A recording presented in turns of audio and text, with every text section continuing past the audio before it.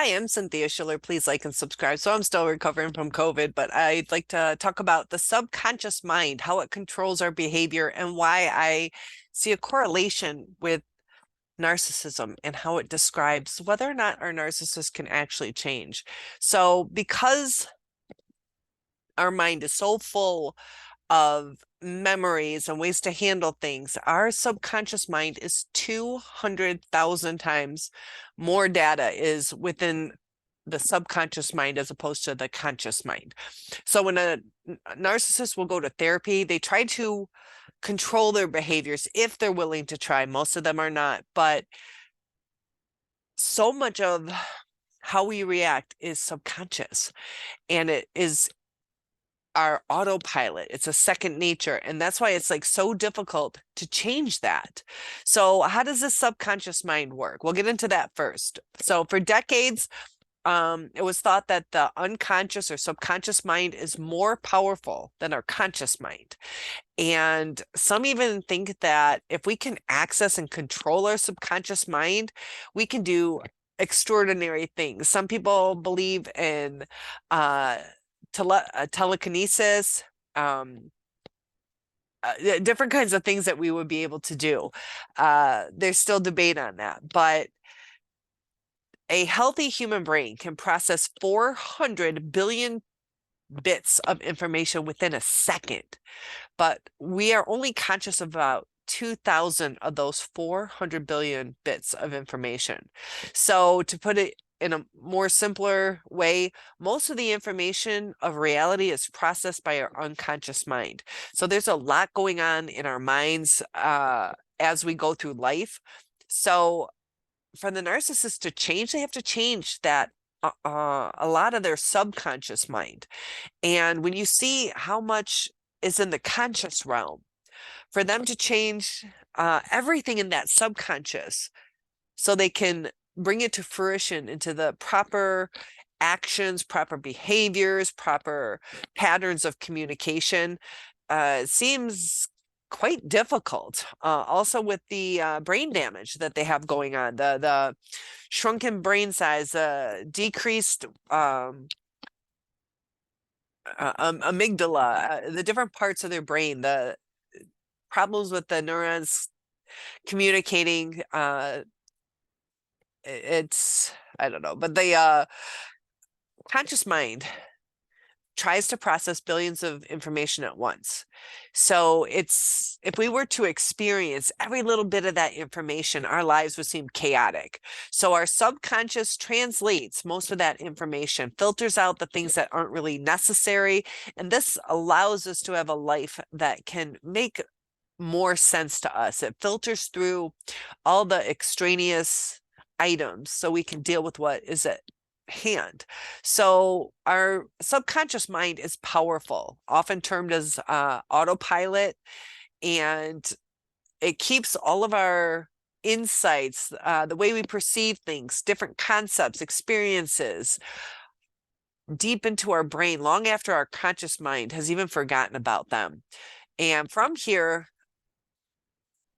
these feelings, behaviors, the way we make decisions, our mindset, our beliefs, our habits are formed. And it's a complex mechanism within our neurological functions. This brain that we have is responsible for all the vital emotions, but also negative ones. And these can include anger, grief, happiness, shock, on and on. So within these interpretations, it gives shape to our behavior that we exhibit. It'll start to influence whether a person cultivates positive or negative thoughts, abilities to achieve things, or limiting beliefs. So there was a study experiment done by psychologists at Yale, and it was published in the New York Times, and it dealt with to see if you can alter someone's behavior. So in this study, the participants were college students, and they had no idea that their social instincts were deliberately being manipulated. So as they went to the laboratory, they bumped into a laboratory assistant that was holding textbooks. They also were holding a cup of hot or iced coffee, papers, clipboard, and the person asked for a hand with the cup. So that's all it took. The people who held the cup of iced coffee rated this hypothetical person they later read about as being much colder, less social, more selfish than the students who momentarily held a cup of hot coffee related to this hypothetical person. So the study involving coffee is just one of the many experiments that came to a similar conclusion. Certain little things, it's interesting how the mind perceives certain little things. Just the temperature of a coffee, or whether somebody really needed help with something, because you can burn yourself if you're holding hot coffee, but if it's iced coffee, do you really need as much help? So, in order to control the subconscious mind, there's Sigmund Freud. He is one of the most popular psychologists known as of today. And his theory, structures of the human mind, are pretty well known. So what he did is he took the id, ego, and superego, that's separating the mind into three different parts. Freud had believed that the subconscious mind buried most of our emotions, our beliefs, and our impulses. And he referred that to the id as the emotions, beliefs, and impulses. So because of his belief, he thought that the id was the main driver of our behavior and our personalities, and felt that the subconscious mind and ego are chaotic, scary, and this thought process is still fairly accepted in modern psychology. And the unconscious mind and ego are part of who you are. So to change that, if we're asking our narcissist to change, we're asking them to change who they are instead of us like really seeing who they are. It's part of their identity, and it makes the way that they control their behavior. So the ego is a part of the mind that loves to control you. It's living in a state of fear due to its belief that it needs to fight against you for survival. And as a result, this ego will lie, deceive, so it can stay in control of you. And there's all these mental turmoils that we go on. So if we want to stop the ego from controlling us, we have to learn, how do we integrate the ego with other identities within our mind? And the ego, if we can integrate it, it doesn't feel so lonely and separated. So to calm our ego's controlling behavior, we need to stop fearing it and accept it as a part of us. So by reprogramming the subconscious mind, because behaviors that arise from the unconscious mind are very effective in influencing how we behave. And that's why a lot of different advertising companies were obsessed with subliminal messages. And subliminal messages, those are the type of stimuli that are kind of like snuck in there to where we don't even realize that a message is getting across to us. And it changes the way we think, the cravings that we have. But positive affirmations are a way to kind of help deal with the subconscious mind. They can combat negative self-talk by boosting self-esteem, bringing out a full potential. And positive affirmations can be really good for us as we're going through our healing process, to practice mindfulness, form a meditation that helps us slow down and really reflect on the emotional responses, thought processes. And it's a way of understanding what we're feeling and how to move forward from there. But when we're dealing with narcissists, they often don't take the time to realize what's going on in that subconscious mind. So they're just reacting. They're in that childlike state where they haven't become whole. They're going through the mental turmoil, and they are very self-serving. And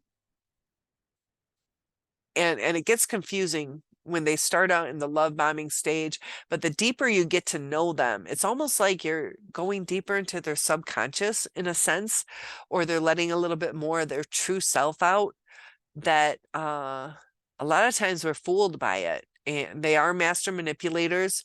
They are terrible at communication when it comes to emotions. Unless it's like a need-based emotion that they need something. And even then they can do it the wrong way. But narcissists are sometimes flat out purposeful in their tactics. You know, where I don't know, let's say it was money that they wanted. They'll go to great lengths just to fool you. But if they start a relationship, they might have no male intentions at a conscious level, but subconsciously they're going after the prize, and they destroy whatever victims in their way.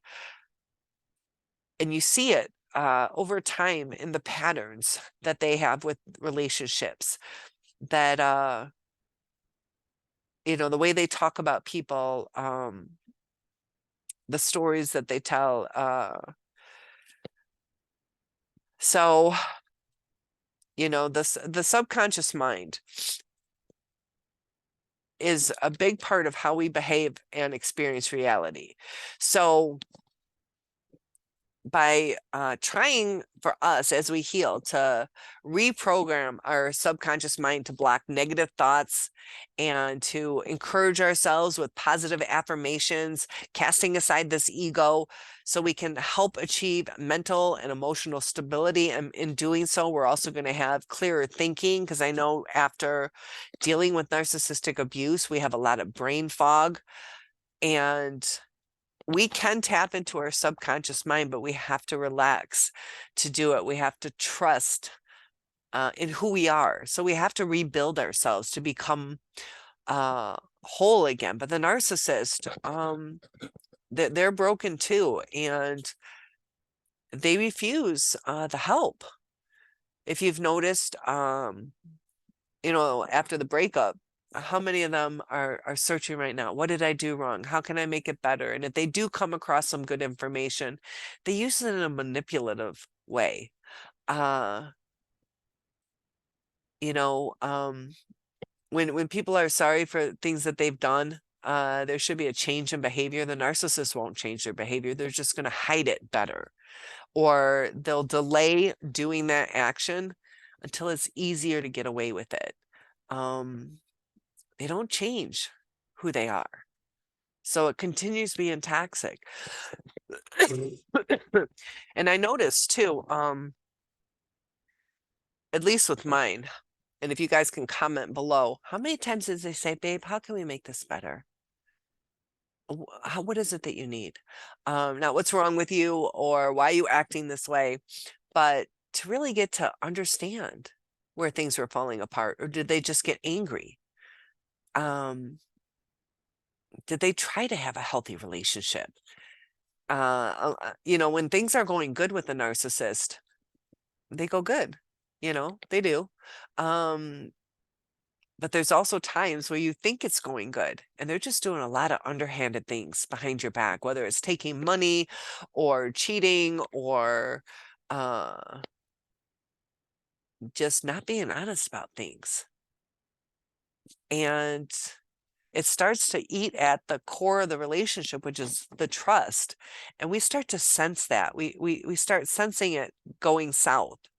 And it's our body's reaction to knowing something's not right. It's like a intuition, a sixth sense that we can feel something's not right.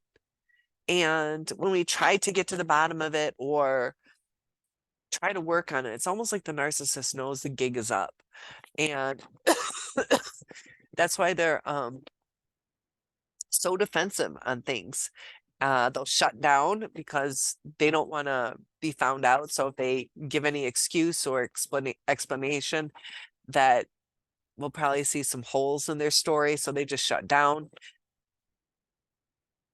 They don't want to care about the quality of the relationship. They'll just bully us into doing things their way. And there's no compromise with a narcissist. So the subconscious mind is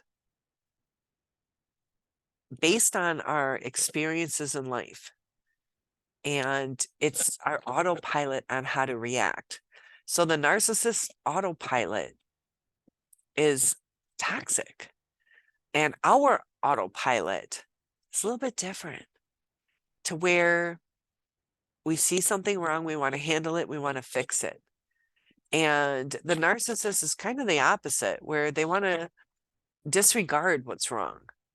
And if you think about a car, if you disregard a car or a mechanical item, if you don't deal with what's wrong, or even the human body, if you don't take care of the little things, it eventually gets destroyed.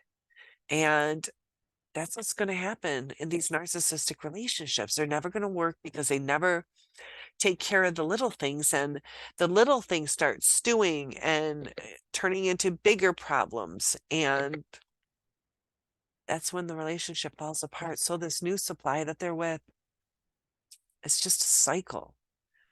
Narcissists have a cycle. Some other mental illnesses have cycles where sometimes it's almost predictable on when it's going to happen, that you can tell. There's like waves, and whenever the supply is low for the narcissist, they're going to stir up the pot. And if things are going to where it seems like they're going good, they're going to start feeling that's not enough. They want more. Or they take it for granted and feel that the grass is greener on the other side. So comment below on some of your experiences. Do you think the narcissist is dealing with more of the conscious or subconscious mind when they're reacting? Because a lot of it is subconscious, and they don't want to work on mindfulness. The self-aware ones do try to say that they're working through that, but it goes to the inner core of who somebody is. And it's hard to understand that narcissists are like little children emotionally, and you can't reason for long periods of time with a child. Sometimes you can, but 2, 3, 4-year-old, and they just don't grasp it. Or if they do, they remember it for a day or two, and then they just go back into reacting like a child would. And that's why when we're dealing with a narcissist and we're like, we've already talked about this, it's almost like in one ear, out the other.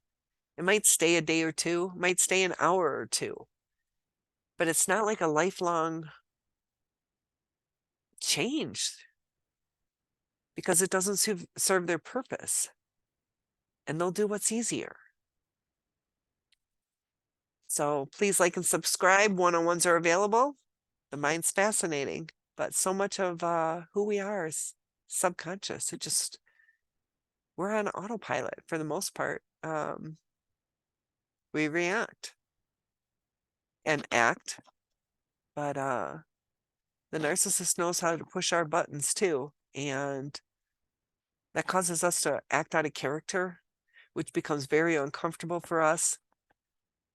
So we try to talk to them about it, like this isn't how I want to be. And it just turns toxic on both sides. Hurt people. And it's good to be back on track. And that's where it gets hard, because if we can heal ourselves, will it work with the narcissist? They just take advantage of you. And that's where the boundaries come in. Like if we could work on ourselves and have our boundaries and have those respected, it could work. But the narcissist doesn't respect boundaries. They don't want to get whole within themselves. They want to take it from us. And we've given so much that we're so depleted and we're so starved because we're trying to feel our existence through somebody else because, they say two become one. And the narcissist basically left us as a shell. And that can be very hurtful. So it's up to us to fill it. And there's so many people out there that love you. We're just focusing on the wrong person. Focus on yourself and focus on people who truly love you. Watch out for red flags. And we shouldn't be excusing somebody's poor behavior over and over again. We deserve so much more than that. So I'll see you soon. Have a good night.